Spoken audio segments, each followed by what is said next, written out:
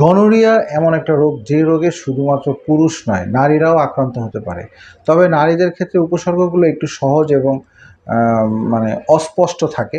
এটা অনেক সময় প্রকাশ না পেয়েও নারীদেরকে ইনফেক্টেড করতে পারে। নারীরা সাধারণত দেখা গেছে 3 মাস 4 মাস পর্যন্ত গনোরিয়া জীবাণু নিয়ে ঘুরছে, কিন্তু কোনো ধরনের কোনো লক্ষণ প্রকাশ পাচ্ছে না। এটা নারীদের ক্ষেত্রে দেখা যায়, পুরুষের ক্ষেত্রে সাধারণত এরকমটা পাওয়া যায় না। আজকে আমরা জানার চেষ্টা করব যে নারীরা গনোরিয়ায় আক্রান্ত হলে কী ধরনের উপসর্গ প্রকাশ পেতে পারে। হ্যালো বন্ধুরা, আসসালামু আলাইকুম। আমি এস.এম. নুরুল আলম চলে আসলাম আপনাদের মাঝে স্বাস্থ্য বিষয়ক আরও একটি নতুন পর্ব নিয়ে। তো বন্ধুরা, আমরা আজকে নারী বা মহিলাদের গনোরিয়া যে জীবাণু রয়েছে সেটা যদি ইনফেক্টেড হলে কি কি লক্ষণ বা উপসর্গ দেখা দিতে পারে, এই বিষয়গুলো নিয়ে আমরা আমাদের আজকের এই পর্বটি আপনাদের জন্য সাজিয়েছি। চলুন চলে যাই মূল আলোচনায়। তবে তার আগে যারা এখনও আমার চ্যানেলটি সাবস্ক্রাইব করে রাখেননি, তারা দয়া করে আমাদের চ্যানেলটি সাবস্ক্রাইব করে রাখুন এবং পাশে থাকা একটা বেল রয়েছে, সেই বেল আইকনটি প্রেস করে দিন, যাতে পরবর্তী ভিডিও আমাদের এই চ্যানেলে আপলোড হওয়া মাত্রই আপনার কাছে নোটিফিকেশন পৌঁছে যায়।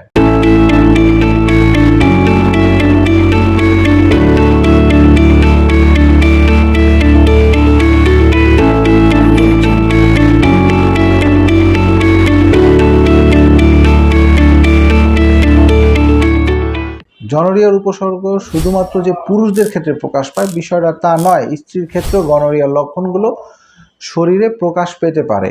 তার মধ্যে অন্যতম যে লক্ষণগুলো দেখা যায় সেগুলো আমি আপনাদেরকে বলার চেষ্টা করছি। তলপেটে ব্যথা অনুভব হওয়া, মহিলাদের তলপেটটা ব্যথা করবে।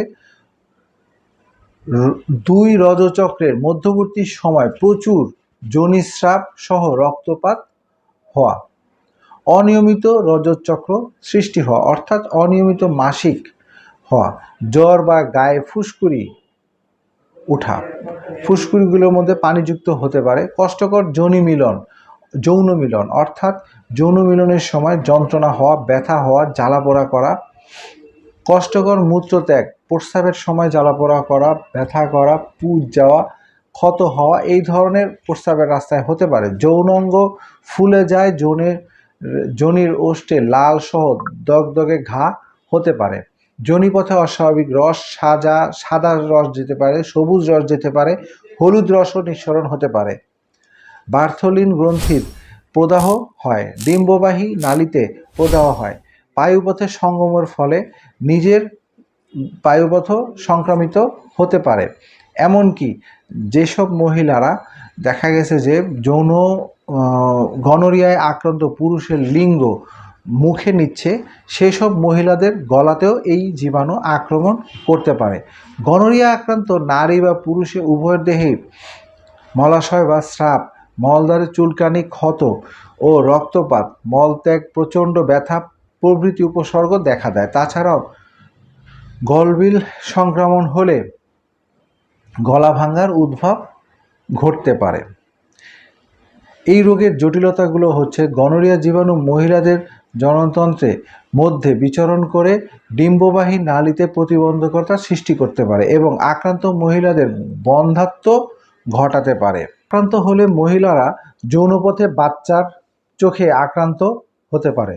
বাচ্চার উপযুক্ত চিকিৎসা না করলে চোখে প্রদাহ, এমনকি অন্ধত্ব হয়ে যেতে পারে। শুক্রনালী বন্ধ হয়ে যেতে পারে এবং অন্ডকোষ নষ্ট হয়ে যেতে পারে। ফলে যৌন রস শুক্রাণু না থাকতে পুরুষের বন্ধ্যত্ব ঘটাতে পারে। এর প্রতিকার ও চিকিৎসা। প্রতিকারের ব্যাপারে যেটা বলবো, এখানে সতর্কতা এবং পারিপার্শ্বিক অবস্থাগুলো সম্পর্কে জ্ঞান রাখতে হবে। গনোরিয়ার জীবাণু সম্পর্কে আপনার একটা ভালো ধারণা থাকতে হবে, তাহলে আপনি এর থেকে মুক্তি পেতে পারেন। আর এটা থেকে চিকিৎসা যদি বলি, সব প্যাথিতেই এটার আসলে চিকিৎসা রয়েছে, পরামর্শ রয়েছে, প্যাথোলজিক্যাল টেস্ট রয়েছে, কিন্তু হোমিওপ্যাথিতে এটার যে চিকিৎসা রয়েছে সেই বিষয়ে আমি দু একটা কথা বলবো। সেটা হচ্ছে যে হোমিওপ্যাথিতে যেহেতু আমরা লক্ষণ বেস চিকিৎসা করে থাকি, এই জন্য গনোরিয়ার লক্ষণ একজন ডাক্তার প্রকৃতভাবে একজন গনোরিয়ার রোগের পুরো চিত্রটা তৈরি করবে তার কেস হিস্ট্রি খাতার ভিতরে, এবং পাশাপাশি তার শারীরিক এবং সামগ্রিক লক্ষণগুলো সে এখানে লিপিবদ্ধ করে তার কিছু ওষুধ নির্বাচনের বই রয়েছে। সেই ওষুধ নির্বাচনের বইয়ের সাথে যে লক্ষণগুলো থাকবে সেই লক্ষণের সাথে খাতায় লিপিবদ্ধ করা যে লক্ষণগুলো রয়েছে সেগুলো ভালোভাবে মিলিয়ে দেখে তারপর একটা সঠিক ওষুধ নির্বাচন করা হবে এবং মনে রাখতে হবে ওই ওষুধটি ওই রোগীটার জন্য প্রকৃত ওষুধ। বিষয়টা এমন নয় যে ওই ওষুধটাই গনোরিয়ার জন্য ওষুধ, না, গনোরিয়ার জন্য এক একজনের জন্য এক এক রকম ওষুধ, এক এক রকম মেডিসিন আসতে পারে। গনোরিয়ার জন্য ইন্ডিভিজুয়াল কোনো মেডিসিন হোমিওপ্যাথিতে নাই। হোমিওপ্যাথির নীতি এবং নিয়ম অনুসারে লক্ষণ অনুযায়ী আমি যে ওষুধটা আমার রোগীর সাথে সবচেয়ে বেশি সাদৃশ্যপূর্ণ হবে বা মিলে যাবে সেটাই হোমিওপ্যাথির দৃষ্টি অনুযায়ী ওই রোগীর জন্য প্রকৃত এবং প্রাকৃতিক ওষুধ। তো আমরা মনে হয় আপনাদেরকে বোঝাতে পেরেছি। তো এই সব বিষয়গুলো আপনাদের মাথায় থাকতে হবে। আর বিদায় নেওয়ার আগে ছোট্ট একটা পরামর্শ দিচ্ছি, সেটা হচ্ছে যে ওষুধ গ্রহণের 2 সপ্তাহ পরে সম্ভব হলে VDRL একটা পরীক্ষা রয়েছে, সেই পরীক্ষাটা আপনারা করিয়ে নিতে পারেন, যদিও এটা একটু কষ্টদায়ক, কিন্তু না করালেও হবে। যদি আপনার 2 সপ্তাহ পরে দেখা যায় যে লক্ষণের অনেকটাই পরিবর্তন আসছে, জ্বালা পোড়া বা পুজোস্রাব এগুলো অনেকটা কমে আসছে, বুঝতে হবে যে না, আপনি আস্তে আস্তে আরোগ্যের দিকে যাচ্ছেন, না করালেও চলবে। তারপরেও যদি আপনার মনের মধ্যে কোনো সন্দিহান থেকে থাকে VDRL পরীক্ষা করে নিতে পারেন। পাশাপাশি CBC বা অন্যান্য আরও কিছু প্যাথোলজিক্যাল টেস্ট আছে, সেগুলো আপনার ডাক্তারের সাথে পরামর্শ করে করিয়ে নিতে পারেন। তো যাই হোক বন্ধুরা, আজকের মতো এই পর্যন্তই। আমার ভিডিওটা যদি আপনাদের কাছে একটু ভালো লেগে থাকে, লাইক, কমেন্ট, শেয়ার করতে ভুলবেন না। এবং চলে যাচ্ছি, তবে যাচ্ছি না, ফিরবো নতুন কোনো ভিডিও নিয়ে, নতুন কোনো স্বাস্থ্য পরামর্শ নিয়ে আপনাদের মাঝে নতুন কোনো পর্বে। ততক্ষণের জন্য ভালো থাকবেন, সুস্থ থাকবেন, আমাদের সাথে থাকবেন। আল্লাহ হাফেজ।